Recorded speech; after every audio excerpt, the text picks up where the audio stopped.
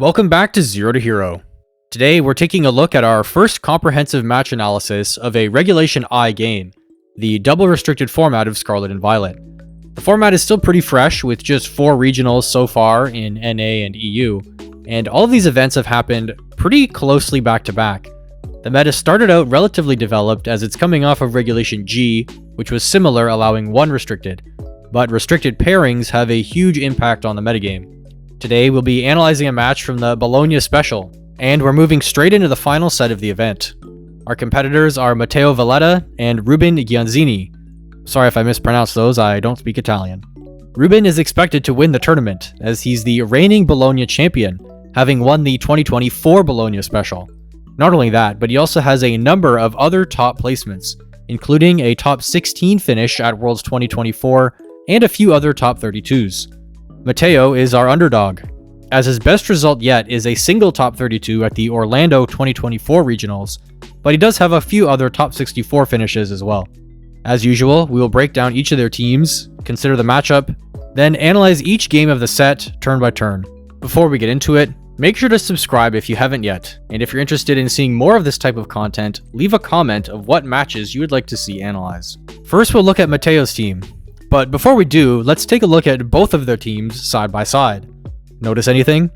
They're running 5 of the same Pokemon, the only difference being their pivot Pokemon in Incineroar versus Rillaboom.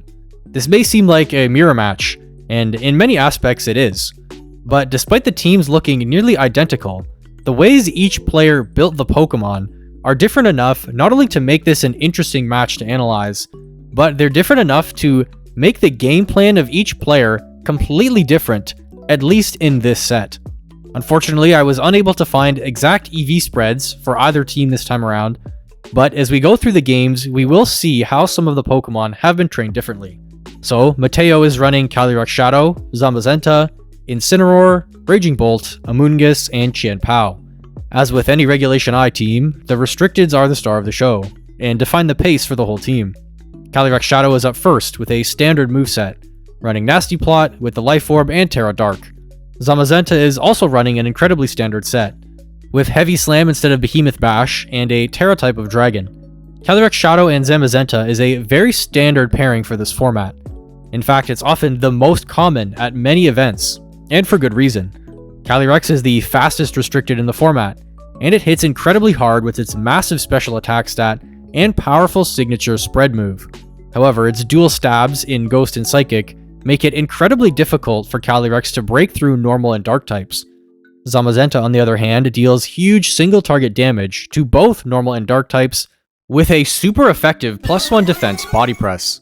Calyrex is also very frail, both with its typing giving it 4x weaknesses and relatively weak defensive stats, making it susceptible to the powerful spread attacks from other restricted Pokemon. Zamazenta is incredibly bulky, allowing it to survive almost any attack in the format. While also having access to Wide Guard, it can keep Calyrex safe from those threatening spread attacks. Lastly, Zamazenta hits a lot of Pokemon hard with Body Press, but it can't hit Ghost types at all, while Calyrex on the other hand can hit them super effectively. So with typing, stats, and moveset, these two have very strong synergy.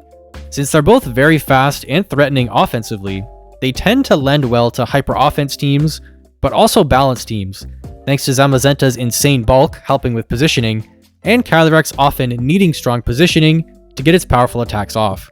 Speaking of balance, next up we see Incineroar.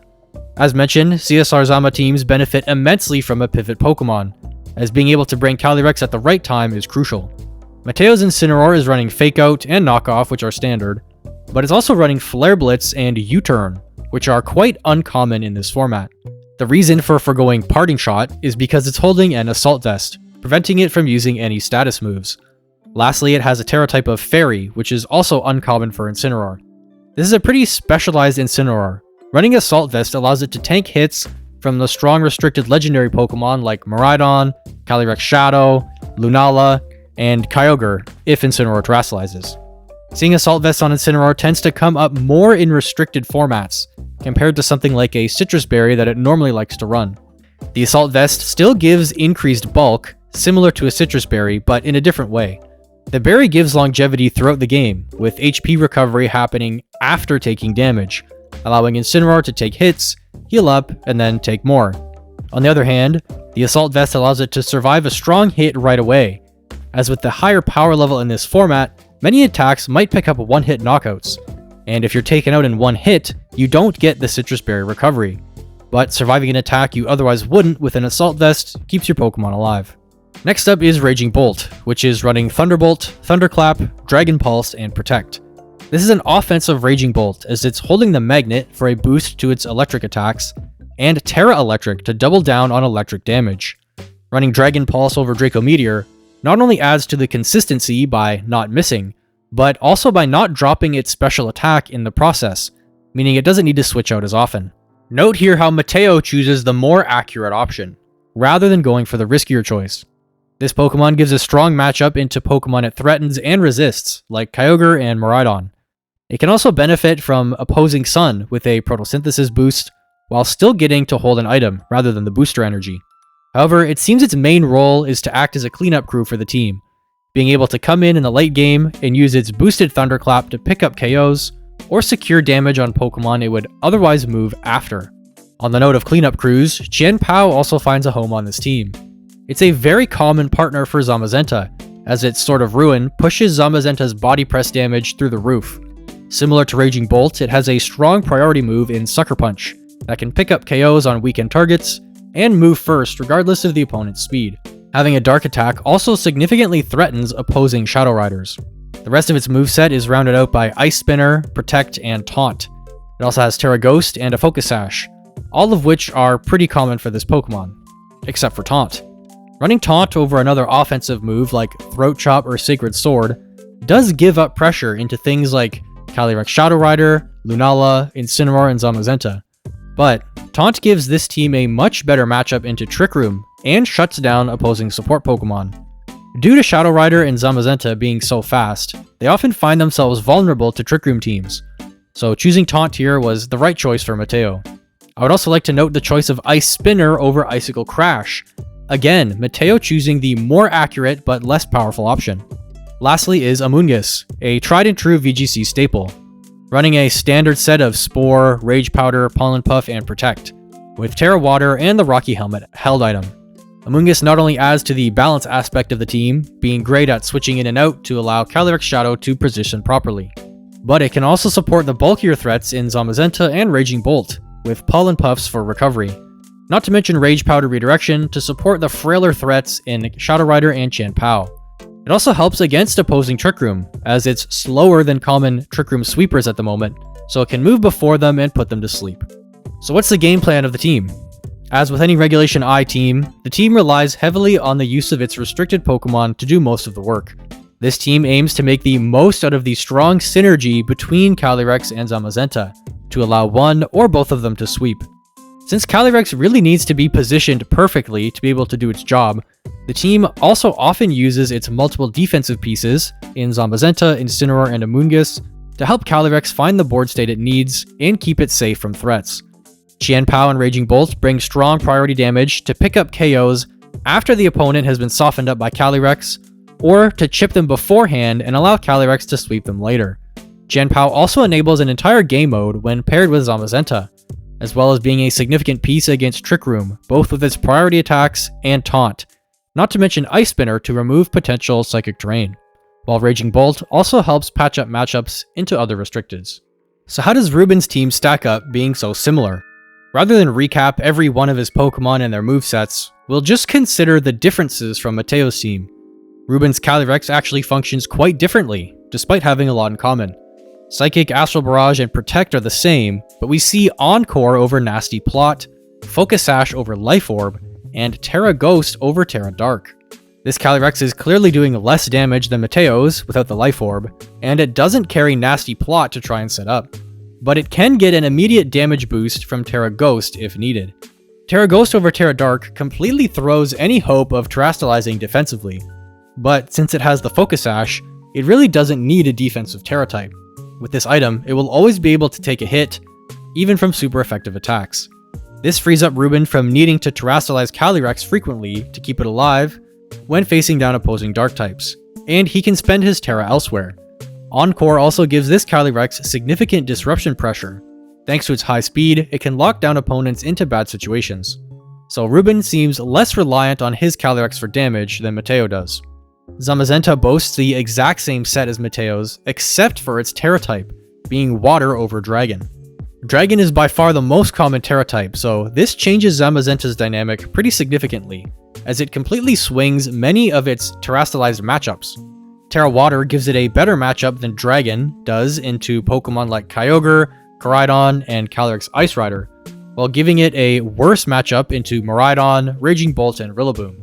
It also gains decent matchups into things like Chi-Yu and Fluttermane, as it won't be weak to Fluttermane's fairy attacks after terastallizing to Dragon, but will still resist the fire attacks from Chi-Yu. Next up is the one Pokemon that's different on the team, Rillaboom. A pretty standard set here as well, with the Assault Vest and Terra Fire. Rillaboom is an incredible answer to Miraidon, thanks to its Grassy Surge ability. We just mentioned how Zamazenta's matchup is worse into Miraidon, thanks to Terra Water, so this is likely part of why we see Rillaboom here, to cover that matchup. Terra Fire gives Rillaboom an opportunity to survive attacks from Pokemon like Calyrex Ice Rider and Torkoal to help stall out Trick Room if needed. Functionally, it's quite similar to Incineroar, being able to switch in, use Fake Out Pressure, and pivot around with U-Turn, while being able to take hits with its Assault Vest. Zamazenta also really appreciates the HP recovery from grassy terrain. Reuben's Raging Bolt is also very similar, but different in one way. It has Draco Meteor over Dragon Pulse. This allows it to pick up more KOs, perhaps on Pokemon like Koraidon, Miraidon, as well as other Pokemon that just don't like taking these strong neutral hits.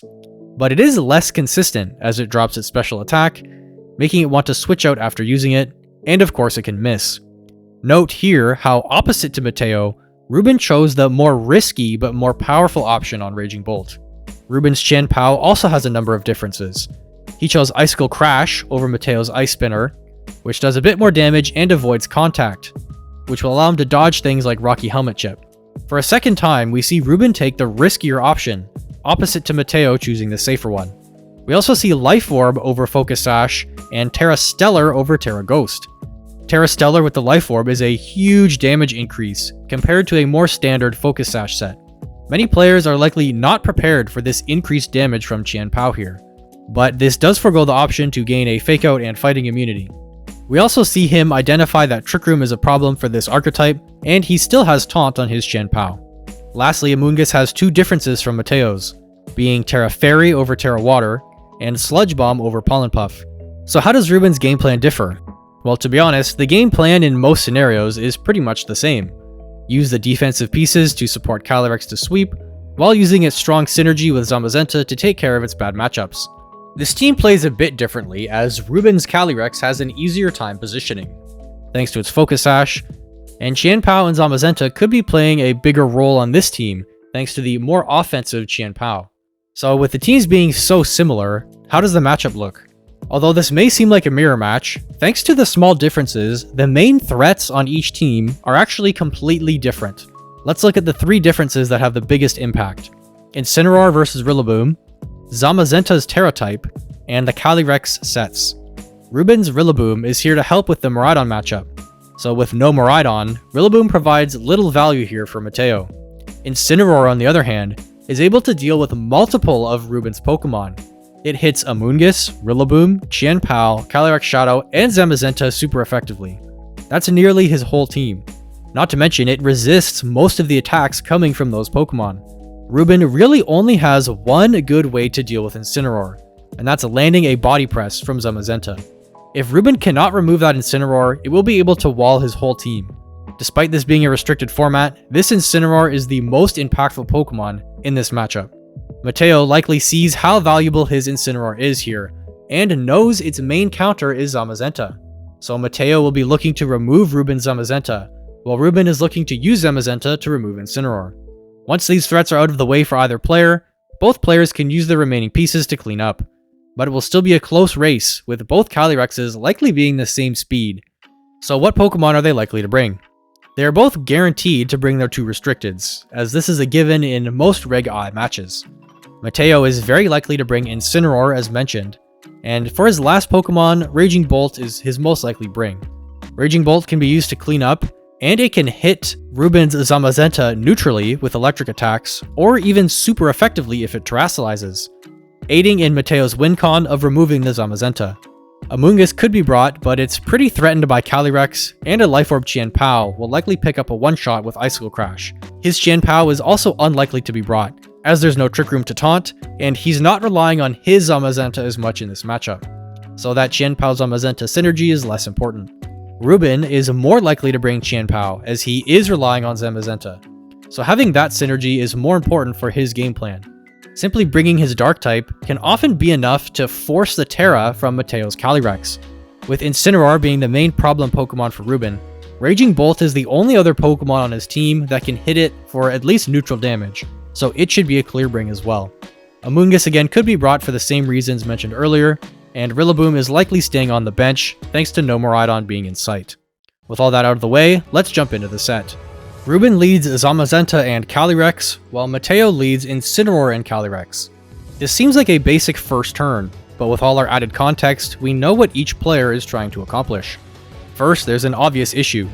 Both Calyrex are on the field, and if they both attack, whoever moves first will come down to a speed tie.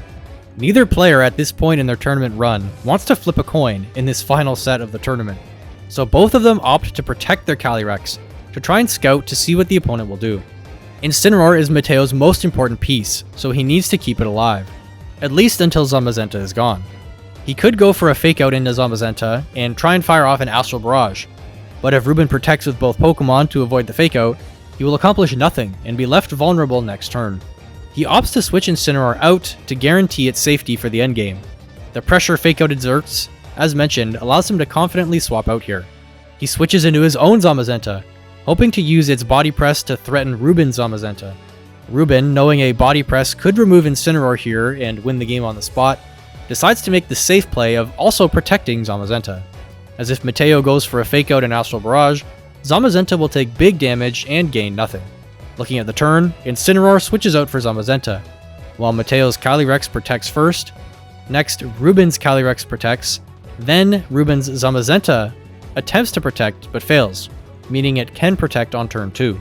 Side note, if no Pokemon attack and they all attempt to protect, the Pokemon that moves last will have its protect fail, since there's no possibility of an incoming move for protect to actually function with, allowing it to protect the next turn.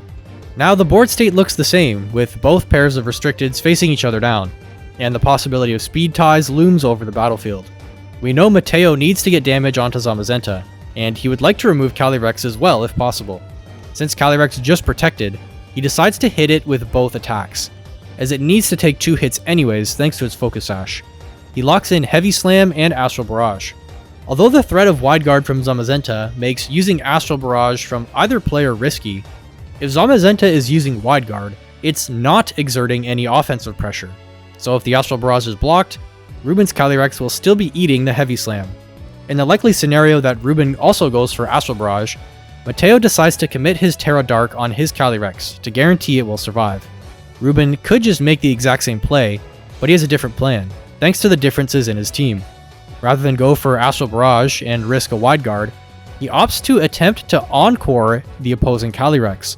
Since it just protected, locking it into Protect will give him a huge pressure the next turn, as Calyrex will have to switch or sit there and eat attacks with a failed Protect.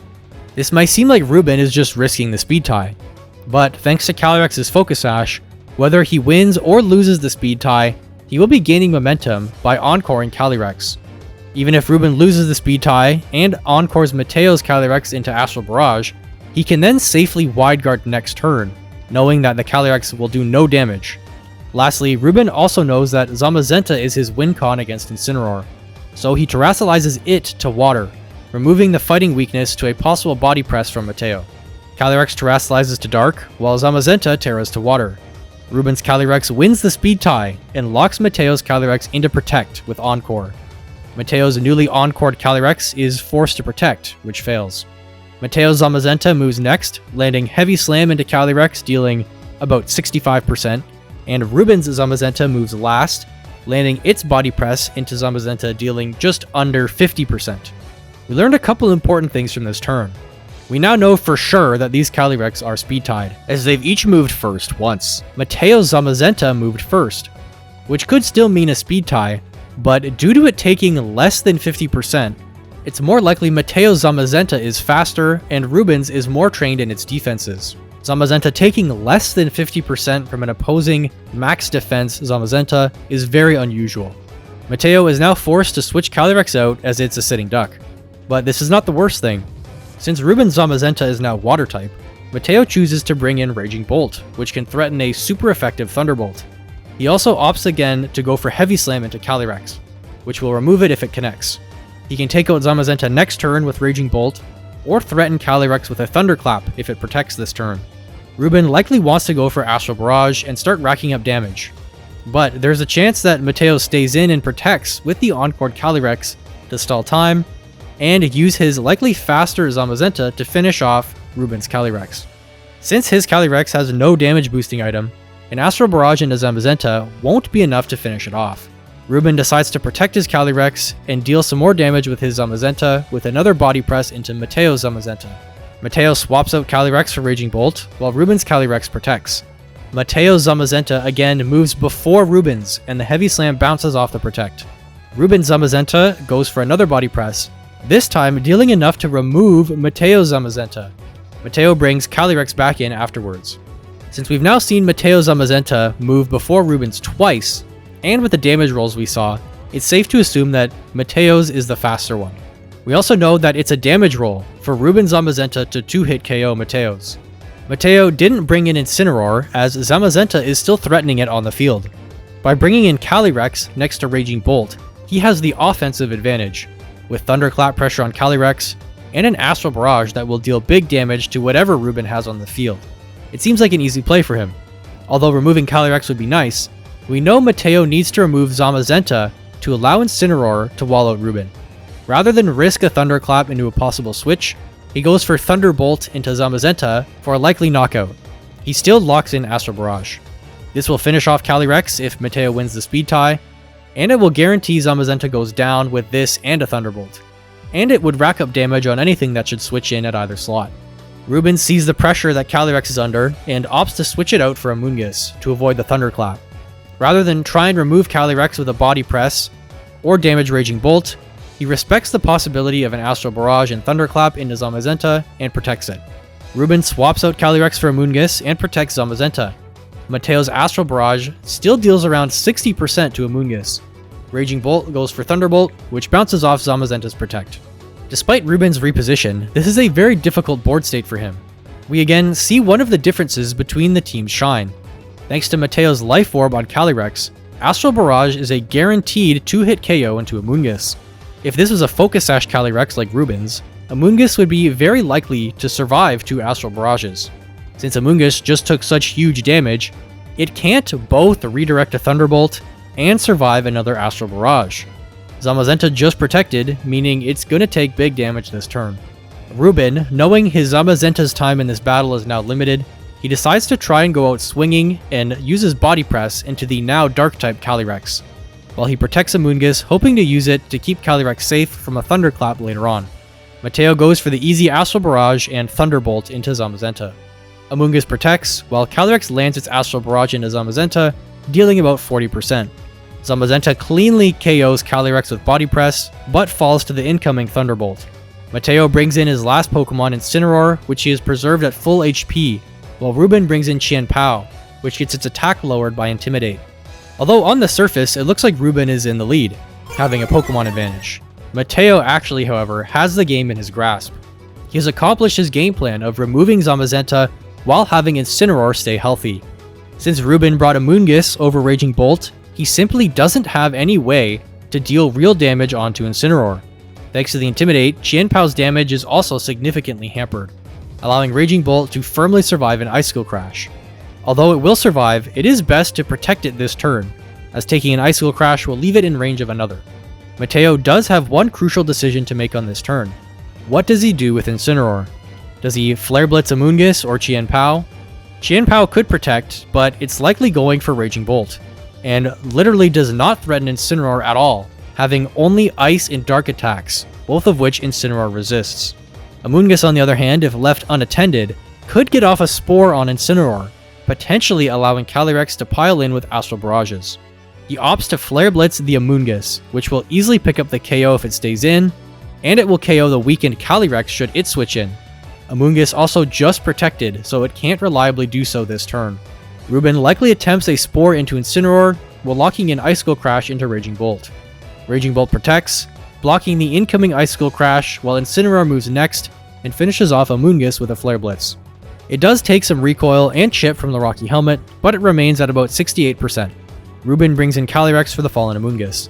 With all the threats to Incineroar removed, and it being able to clean off both of Reuben's Pokemon, the game is really sealed for Matteo here.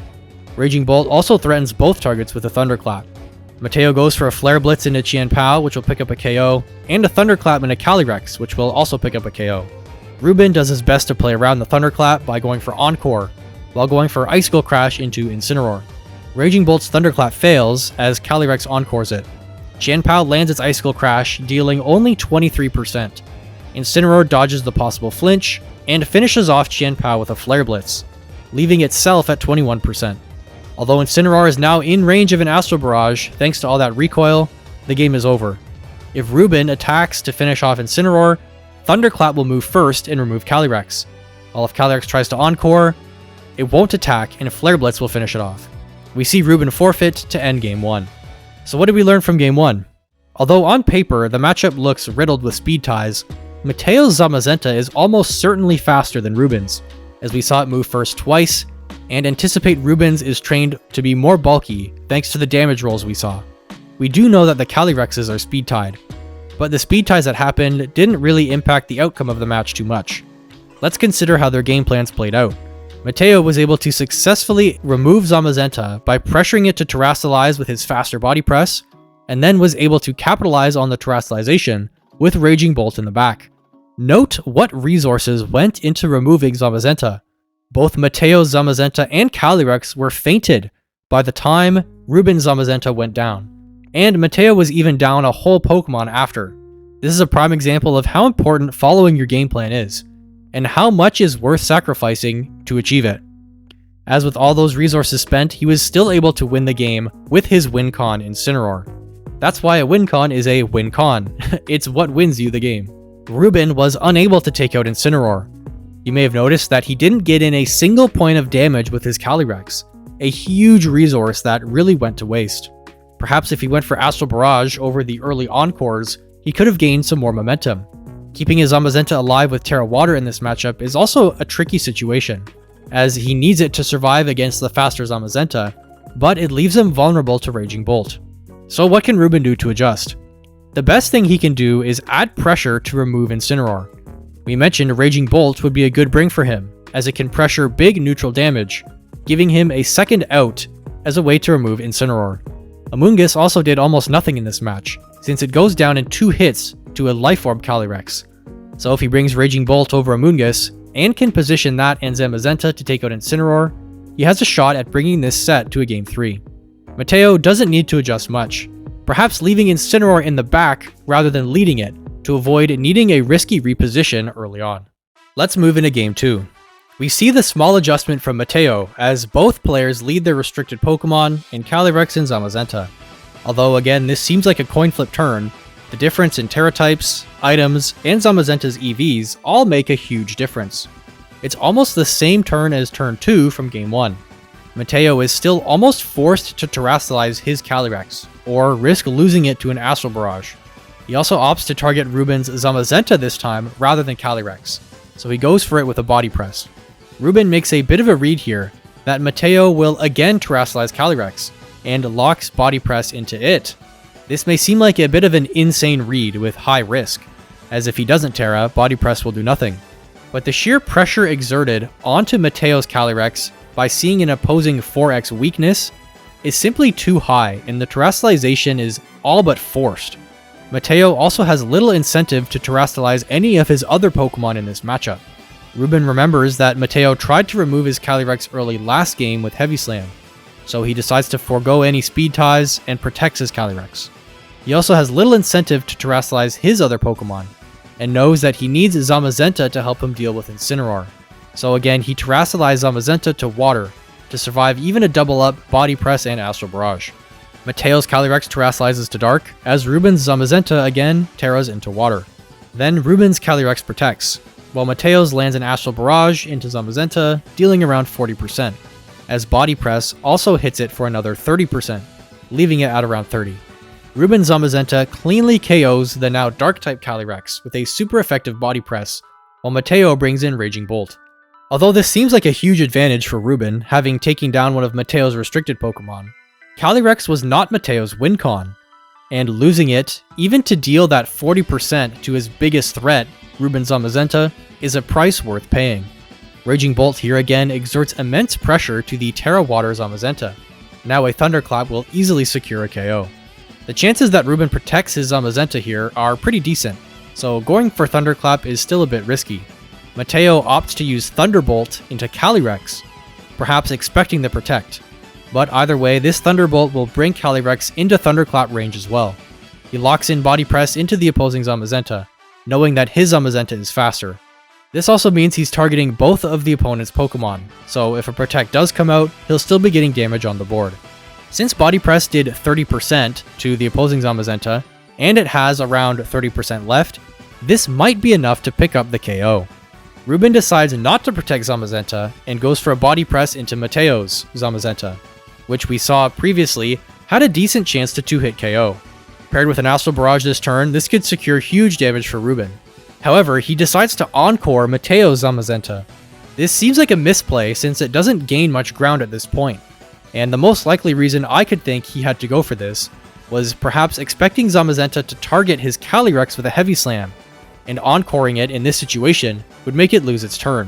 Or he could have also expected it to potentially use Wide Guard to block the likely incoming Astral Barrage, and being locked into that would allow Calyrex to fire off single target Psychics. I do still think that this was a misplay, as going for Encore with Calyrex here and attacking with his Zamazenta leaves his field open in both slots, while not making much progress. If he wanted to go for the Encore to ensure that Zamazenta stays safe, it would make more sense to protect the Zamazenta. Either way, let's see how the turn played out. Reuben's Calyrex lands Encore into Matteo's Zamazenta, forcing it to use Body Press, which it was already going for. It connects with its target of Zamazenta, narrowly not picking up the KO, leaving it at less than 5%. Reuben's Zamazenta responds with a Body Press of its own, and just like last game, deals just under 50% to Matteo's Zamazenta. Raging Bolt moves last and deals around 65% to Calyrex, leaving it in Thunderclap range. Now both of Reuben's Pokemon are in range of a Thunderclap, or really any attack from Matteo. Matteo sees an opportunity to get far ahead in the match, and makes a relatively unusual play. He swaps out Zamazenta, losing its defense boost for Incineroar, and locks in Thunderclap into Zamazenta. Being able to remove the main threat to Incineroar, and to bring Incineroar in on the same turn, would be an incredible momentum swing. Reuben is likely overthinking Thunderclap pressure, and again does not attack with Calyrex, but goes for Encore into Raging Bolt. This makes 3 turns now where Calyrex has dealt 0 damage, really setting Reuben back in momentum. He likely targeted Zamazenta with another Body Press in hopes of finishing it off. Matteo brings Zamazenta out for Incineroar, and Raging Bolt connects its Thunderclap into Reuben's Zamazenta, KOing it before it can use a move. Calyrex again goes for Encore, this time landing into Raging Bolt, locking it into Thunderclap. Reuben brings in his own Raging Bolt for the fallen Zamazenta. With Zamazenta gone, Incineroar is preparing to take over the game. Reuben's Raging Bolt, however, does still threaten it with strong neutral damage. Reuben sees an opportunity to remove Matteo's Raging Bolt right here, right now, to gain momentum and get back in the game. Rather than start to whittle down Incineroar, he locks in Draco Meteor into Raging Bolt, which will pick up a KO if it connects. He protects Calyrex to avoid a possible Thunderclap and to keep it safe from Incineroar. Matteo sees this likely play of a Dragon attack into his own Raging Bolt, and immediately pivots it back out for Zamazenta. The odds that Reuben goes for an Electric attack and KOs Zamazenta into that slot is incredibly unlikely, so this is a pretty safe switch. Rather than try and fake out Raging Bolt and deal damage with his own, he opts for a U-turn out of Incineroar into Reuben's Raging Bolt. This sets Matteo up to pivot Raging Bolt back on the field for the next turn, keeping its Thunderclap pressure live and removing its Encore lock. Matteo swaps Raging Bolt out for Zamazenta while Calyrex protects. Incineroar moves next and U-turns into Raging Bolt, bringing Matteo's Raging Bolt back in. Reuben's Raging Bolt moves next, landing the Draco Meteor into the newly switched in Zamazenta, which resists the attack, leaving it at 22%. An important thing to note here is that Matteo's Incineroar moved before Reuben's Raging Bolt. Typically, Raging Bolt are faster than Incineroar, so this Incineroar has significant speed investment. With Reuben's Raging Bolt at -2 special attack, and Calyrex being in range of a Thunderclap, the situation is looking dire. Since Calyrex is just protected, and Encore will fail into both targets, since they have not yet attacked on this switch-in. The only way around a Thunderclap is switching. His Raging Bolt, however, would also love to switch, to remove its special attack drop, and enable it to deal more damage to clean up the game. He only has one Pokemon left, so they both can't switch out this turn. He decides to switch out neither Pokemon, as his last Pokemon is Life Orb Qianpao, which will fall to a Heavy Slam or Body Press from Matteo's Zamazenta. He locks in Draco Meteor again into Matteo's Raging Bolt, hoping to get some damage in, and attacks with Calyrex. Matteo finally locks in Thunderclap with Raging Bolt into Calyrex. As mentioned, Reuben's tools around this have been exhausted. With Protect and Encore off the table, his only option would be to switch. Matteo, realizing this, doubles down by locking in Heavy Slam into Calyrex to catch a possible switch-in of Qianpao. The only way he doesn't benefit from this play of Thunderclap and Heavy Slam into Calyrex is if Reuben gets a double Protect. But then, even on the next turn, we would find ourselves in the same situation. Matteo's Thunderclap connects into Calyrex, knocking it out, while a Heavy Slam, which was intended for Calyrex, lands into Raging Bolt, dealing less than 5%. The -2 Draco Meteor lands into Matteo's Raging Bolt, which still deals big damage, but it survives with 35%, and leaves Reuben's Raging Bolt at -4. Qianpao comes in for Calyrex. Looking at the current board state, Reuben is still in the game. He can completely avoid a Thunderclap with Qianpao by using Sucker Punch, and Qianpao can likely finish off Raging Bolt with one, and an Icicle Crash will KO for sure. Rather than try and remove the Raging Bolt, Reuben doubles into Zamazenta with a Thunderclap and Sucker Punch. With Zamazenta resisting Dark, and Reuben's Raging Bolt at -4, it'll be very close if this can take the KO. Matteo locks in Thunderclap into Qianpao. Although this could be dicey as he will get no damage on board if Zamazenta goes down and Thunderclap fails, going for Thunderclap guarantees that Qianpao will not land an Icicle Crash without taking significant damage first. And even if Zamazenta does go down here, that's a free switch into Incineroar, the win con. He also locks in Body Press into Qianpao for a KO should Zamazenta survive. Qianpao's Sucker Punch lands into Zamazenta, leaving it with just 11 HP, while Matteo's Thunderclap fails. Reuben's Thunderclap is able to KO Zamazenta, with it being so low. Zamazenta faints as Incineroar comes in, intimidating the Qianpao. Again, note Matteo's Raging Bolt moved first, meaning at this point it's very likely it's trained to be faster than Reuben's. With Incineroar on the field and at full HP, the game is all but guaranteed for Matteo, as Qianpao is at -1 and can only hit Incineroar for reduced resisted damage. Raging Bolt, on the other hand, is at -4, and Incineroar is holding the Assault Vest, meaning it will take hardly any damage from either opponent.